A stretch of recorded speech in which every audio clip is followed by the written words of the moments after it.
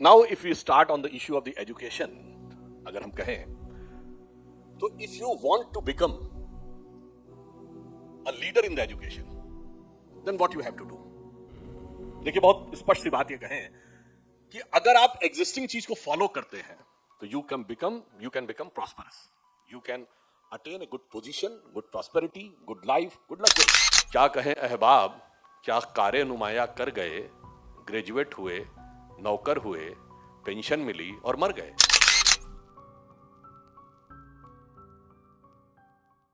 Hello दोस्तों, मैं हूं प्रणय और स्वागत है आपका मेरे चैनल कॉमन मैन की सोच पर। आज हम डिस्कस करेंगे सुधांशु त्रिवेदी जी के ऊपर।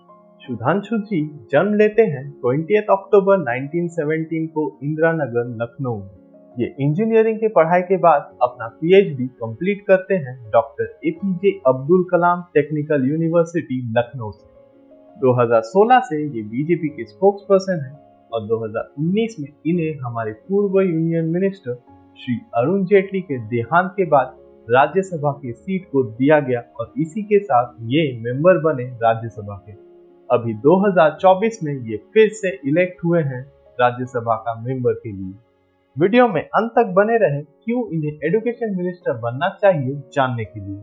2019 से ये एक्टिवली डिबेट करते हुए दिखेंगे न्यूज चैनलों में और उन डिबेट्स को सुन के आप एक चीज जरूर समझ पाएंगे कि इनके पास ज्ञान का भंडार मौजूद है। मैं कहना चाहता हूं, जो करोड़ों दर्शक देख रहे हो, महंगाई की दर कितनी है? 5%। 5 साल बताइएगा इनके शासनकाल के जब 5% से कम रही हो।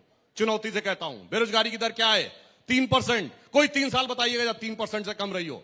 और राहुल गांधी बोलते हैं चरम पे है महंगाई। साहब, इस देश में 26% रही है रेट ऑफ इन्फ्लेशन।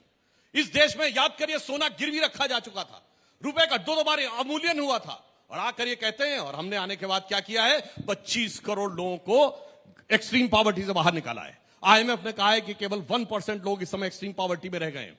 11 करोड़ लोगों को घर में शौचालय दिया है, 16 करोड़ लोगों को नल से जल दिया है, 54 करोड़ लोगों को जनधन अकाउंट दिया है, 4 करोड़ लोगों को प्रधानमंत्री आवास दिया है, 5वीं बड़ी अर्थव्यवस्था बनाई है, चौथा बड़ा स्टॉक एक्सचेंज बनाया है, तीसरे बड़े ऑटोमोबाइल मैन्युफैक्चर बने हैं, और मोबाइल हैंडसेट जो हम लोग यूज करते हैं, पहले 2 फैक्ट्रियां थी, आज हम सेकंड बिगेस्ट मैन्युफैक्चरर हैं। 84 करोड़ लोगों के हाथ में स्मार्टफोन है, 90 करोड़ लोगों के हाथ में, सुनिए, इंटरनेट है, और इंटरनेट की कॉस्ट में, पर जीबी डाटा की कॉस्ट में हम दुनिया के 3 सबसे सस्ते देशों में से एक है। और इसके बाद मैं पूछना चाहता हूं, हमारी सरकार नहीं थी तो कहां धमाके नहीं होते थे? दिल्ली में 2 बार धमाके, चेन्नई में धमाके, दिल्ली में धमाके, गुवाहाटी में धमाके, गया, पटना, नागपुर, जयपुर, लखनऊ, फैजाबाद, कहां धमाके नहीं होते थे? चलती ट्रेन में धमाका, चलती बस में धमाका, रेलवे स्टेशन पे लिखा रहता था छूना नहीं, धमाका हो जाएगा। और आज वो केवल दक्षिण कश्मीर के 4 जिलों में रह गया, तो इन लोगों को डर लगने लगा। ये जिस तरह से सामने वाले व्यक्ति को फैक्ट्स के साथ शांत कर देते हैं, शायद ही कोई और इंसान कर पाए। ये सिर्फ न्यूज चैनलों में ही जाके डिबेट्स और क्वेश्चंस नहीं करते, ये पार्लियामेंट हाउस में भी देश के हित के मुद्दों को लेकर सवाल पूछते हैं, चाहे वो सीधे सीधे प्रधानमंत्री को ही क्यों ना हो। ये जो क्वेश्चंस पूछे गए थे उनके द्वारा, उसका लिंक डिस्क्रिप्शन में मौजूद है। मेरा मानना है कि भारत के बच्चों को अगर यहाँ पे अच्छे इंस्टीट्यूशंस में रिसर्च करनी है, विदेश में भी रिसर्च करने जाना है, तो आर्टिफिशियल इंटेलिजेंस में जाएं, कंपोजिट मटेरियल में जाएं, जीनोम सीक्वेंसिंग में जाएं, नैनो टेक्नोलॉजी में जाएं, स्पेस टेक्नोलॉजी में जाएं। ये वो चीजें हैं जो फ्यूचर में जाकर इमर्ज करेंगी।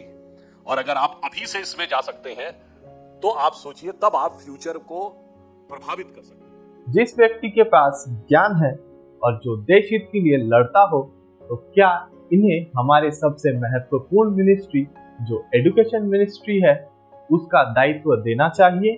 कॉमन मैन की सोच के अनुसार हमें जरूर देना चाहिए, क्योंकि इनमें पोटेंशियल दिखता है कुछ कर दिखाने की। बीजेपी ने 2020 में न्यू एजुकेशन पॉलिसी तो लेके आई, लेकिन अभी भी वो पूरी देश में सही से लागू नहीं हो पाई है। Total universities, medical colleges, IITs की संख्या बढ़ी है इन 10 सालों में, लेकिन फिर भी बीजेपी का कंट्रीब्यूशन बहुत कम है और उन्हें स्पीड पकड़ने की बहुत जरूरत है इसमें, क्योंकि अगर आज के बच्चे ही सही से शिक्षा प्राप्त नहीं कर पाएंगे तो फ्यूचर में देश को कौन संभालेगा। शिक्षा एक ऐसी चीज है जिसमें सरकार को सबसे ज्यादा इन्वेस्ट करना चाहिए। 6% ऑफ जीडीपी हर साल एजुकेशन मिनिस्ट्री को मिलना चाहिए। as recommended by National Education Policy। इसके लिए जो मिनिस्टर चुने जाते हैं उनको लड़ना जरूरी है और मुद्दों को सही से पेश करना चाहिए पार्लियामेंट हाउस में। लेकिन बड़ा दुख होता है कहने में कि ऐसा कभी होता ही नहीं है। करेंटली धर्मेंद्र प्रधान हमारे देश के शिक्षा मंत्री हैं, लेकिन इसी के साथ ये स्किल डेवलपमेंट एंड एंटरप्रेन्योरशिप के भी मिनिस्टर हैं। देश में स्टार्टअप्स की संख्या पे तो बहुत ज्यादा ही तेजी आई है, लेकिन शिक्षा के केंद्र में इनका ध्यान थोड़ा कम दिखता है। इसीलिए कॉमन मैन की सोच के द्वारा हम चाहेंगे कि एजुकेशन मिनिस्ट्री सिर्फ एक व्यक्ति को ही दायित्व दिया जाए जो पूरी तरीके से शिक्षा के केंद्र में ही ध्यान दें। आपका क्या सोच है इस बारे में? क्या सुधांशु जी सही कैंडिडेट है देश के शिक्षा मंत्री के लिए?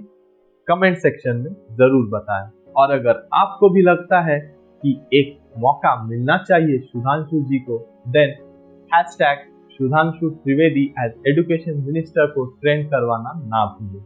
वीडियो अच्छा लगा हो तो लाइक और शेयर करें। चैनल को सब्सक्राइब नहीं किया है तो चैनल को सब्सक्राइब करना ना भूलें, क्योंकि ये आपके लिए तो फ्री है, बट इससे हमें बहुत मोटिवेशन मिलती है। धन्यवाद।